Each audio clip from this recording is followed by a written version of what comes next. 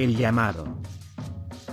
Traemos un mensaje de esperanza y futuro para nuestra nación vulnerada y rota. Verdades incómodas que desafían nuestra dignidad. Un mensaje para todas y todos como seres humanos, más allá de las opciones políticas o ideológicas, de las culturas y las creencias religiosas, de las etnias y del género. Traemos una palabra que viene de escuchar y sentir a las víctimas en gran parte del territorio colombiano y en el exilio, de oír a quienes luchan por mantener la memoria y se resisten al negacionismo, y a quienes han aceptado responsabilidades éticas, políticas y penales. Un mensaje de la verdad para detener la tragedia intolerable de un conflicto en el que el 80% de las víctimas han sido civiles no combatientes y en el que menos del 2% de las muertes ha ocurrido en combate. Una invitación a superar el olvido, el miedo y el odio a muerte que se ciernen sobre Colombia por causa del conflicto armado interno. Lo hacemos a partir de la pregunta que ha cuestionado a la humanidad desde los primeros tiempos: ¿dónde está tu hermano? Y desde el reclamo perenne del misterio de justicia en la historia: la sangre de tu hermano clama sin descanso desde la tierra. Llamamos a sanar el cuerpo físico y simbólico, pluricultural y pluriétnico que formamos como ciudadanos y ciudadanas de esta nación.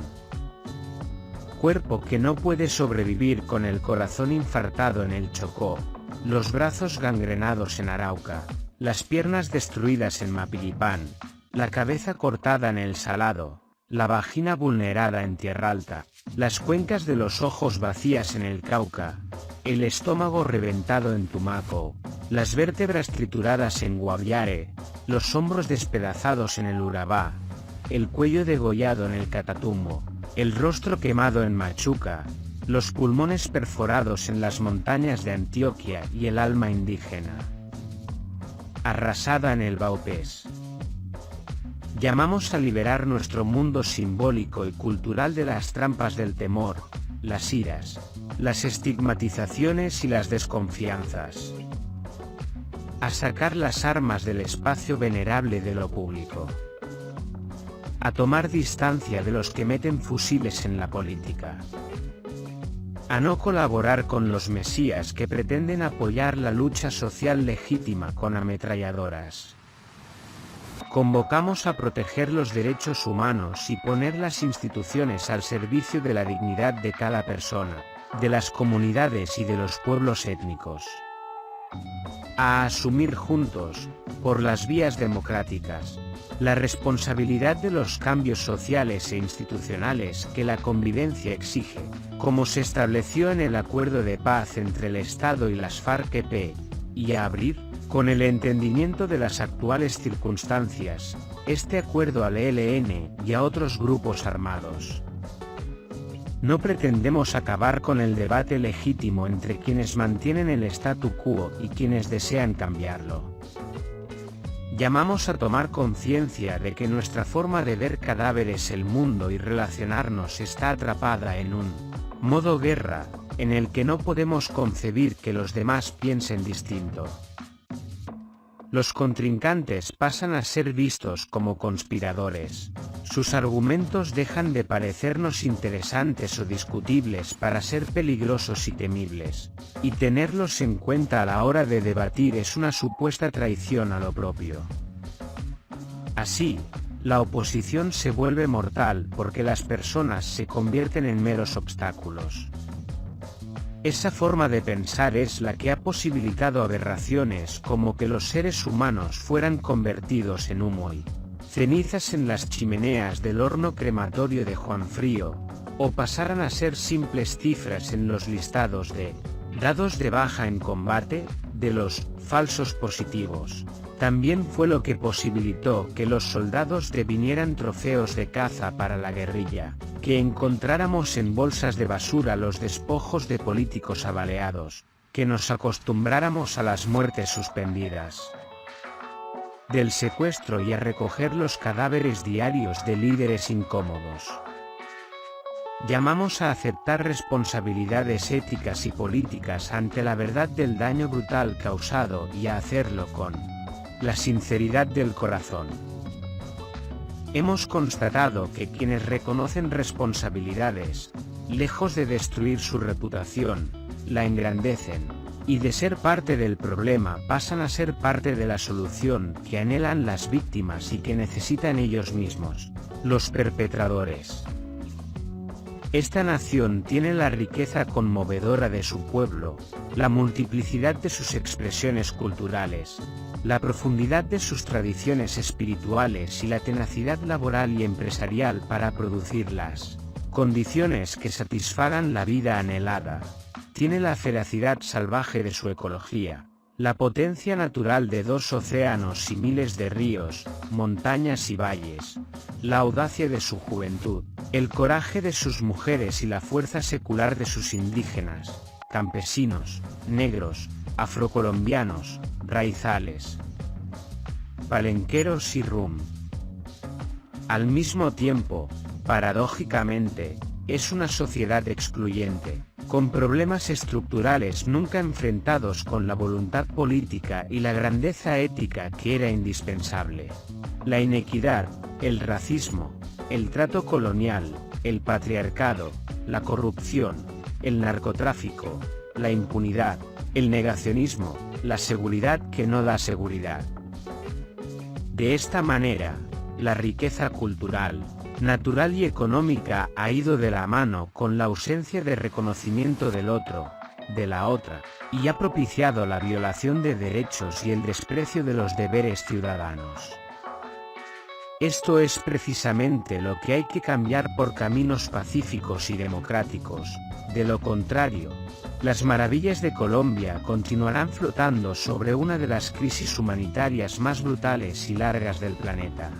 Estamos convencidos de que hay un futuro para construir juntos en medio de nuestras legítimas diferencias.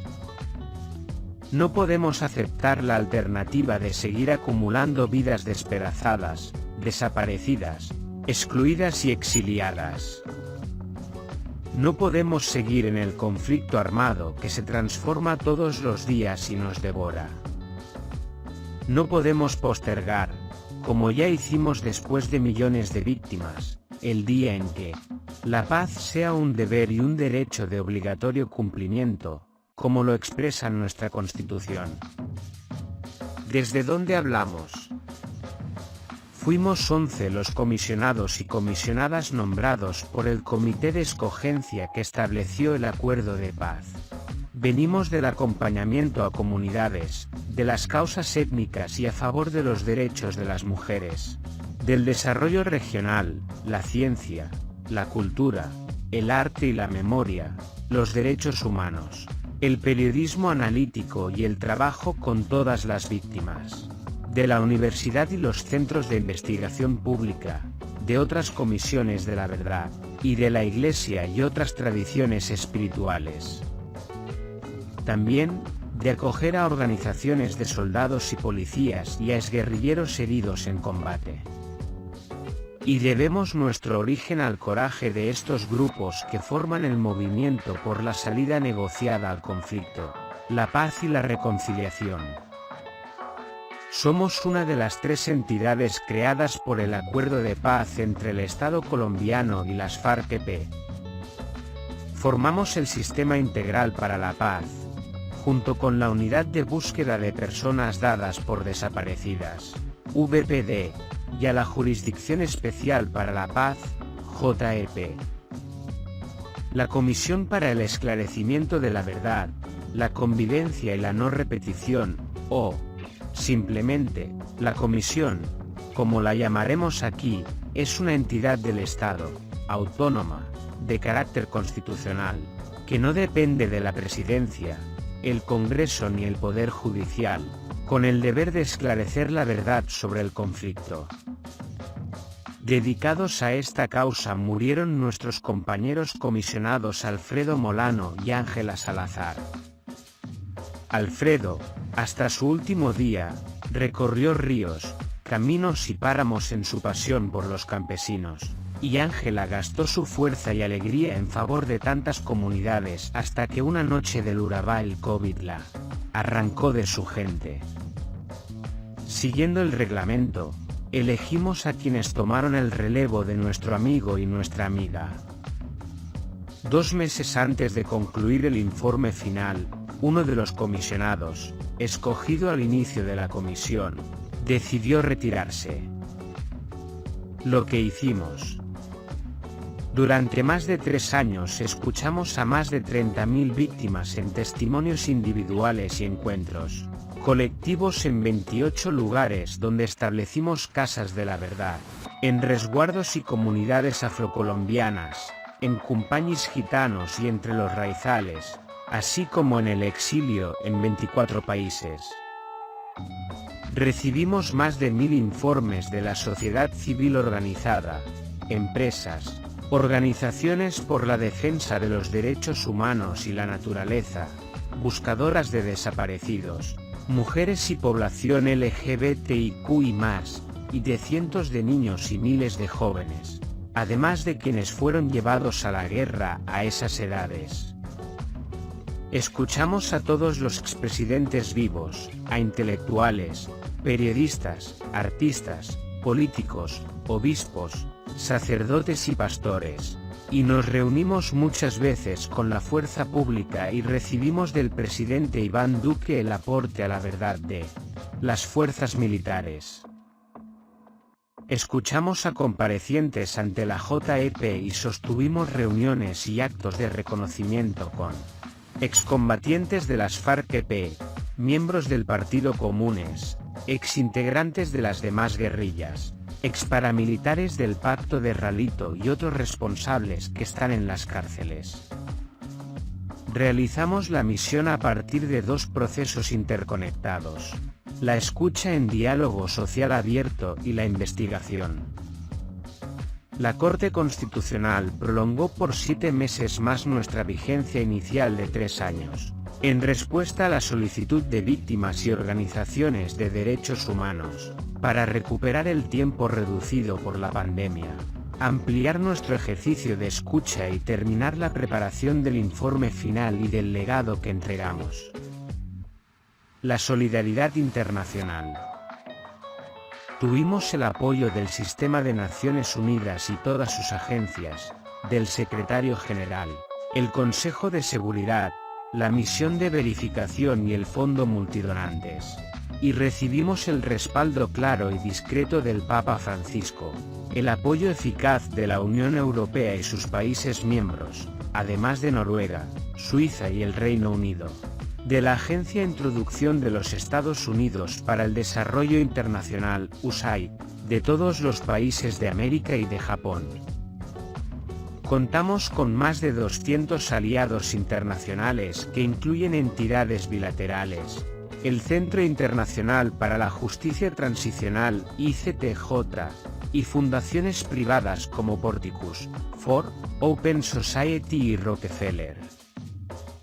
En el encuentro con la comunidad internacional, que conoce de guerras, nos ha impresionado el aprecio que dan al proceso de paz de Colombia como una de las noticias positivas en un mundo en conflicto y una de las negociaciones más serias entre un Estado y una insurgencia poderosa. Como parte de la verdad que somos como nación, constatamos la solidaridad con las víctimas y el apoyo al proceso de paz de la comunidad internacional en contraste con la indiferencia de grandes sectores de la sociedad colombiana, que parecen no tener conciencia del sufrimiento de millones de compatriotas por causa del conflicto armado interno.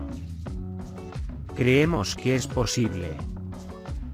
Aunque hay nuevas formas del conflicto armado y a pesar de haber zonas del país donde las comunidades consideran que ahora la inseguridad es peor, somos conscientes de que no estamos en los tiempos de la guerra en los que las FARC-EP llegaron a controlar la iniciativa de la confrontación violenta y cuando el paramilitarismo, en el grado mayor del terror, llegó a constituir una alternativa política a las puertas del poder. Tiempos en que las masacres eran de 50 o 100 personas, Las desapariciones y los secuestros se contaban por centenas, los desplazamientos, por cientos de miles, y todas las camas del hospital militar estaban copadas por heridos de guerra. Lo ganado con el acuerdo de paz de noviembre de 2016 es una realidad. Si bien no se dio la transformación participativa regional que se esperaba y los planes de desarrollo con enfoque territorial, se limitaron a proyectos demostrativos validados por la misión de verificación de la ONU.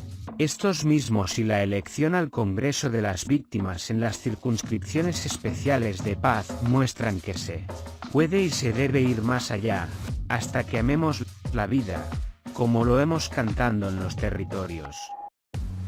El pueblo conoció en 2017, el año más tranquilo vivido en medio siglo, lo que significa la paz, y no va a renunciar a ella. El legado. Recibimos la misión de esclarecer en 3 años y medio la verdad de este conflicto armado de más de 6 décadas. Dignificar a las víctimas, alcanzar el reconocimiento voluntario por parte de los responsables, favorecer la convivencia en los territorios y formular propuestas viables para la no repetición. Con decisión y en medio de presiones, oposiciones y riesgos, así como del COVID, hicimos lo que nos fue posible. Entregamos el informe final, conformado por un conjunto de volúmenes que abordan las diferentes dimensiones del conflicto, en un diálogo constante con la sociedad, para dejar en marcha un proceso que esperamos que sea irreversible y creciente. Queremos que el informe produzca el efecto de una piedra que cae en un cuerpo de agua y que sus ondas ericen la superficie entumecida de Colombia. Con la entrega, legamos también un archivo de derechos humanos y nuestro sistema de información misional, que contiene el compilado de toda nuestra investigación con los instrumentos tecnológicos para seguir produciendo conocimiento hacia la paz, así como la transmedia digital, accesible en computadores y celulares desde cualquier parte, y en la que queda en el informe final las recomendaciones de la Comisión, narrativas audiovisuales y productos pedagógicos construidos en el cumplimiento de nuestra misión.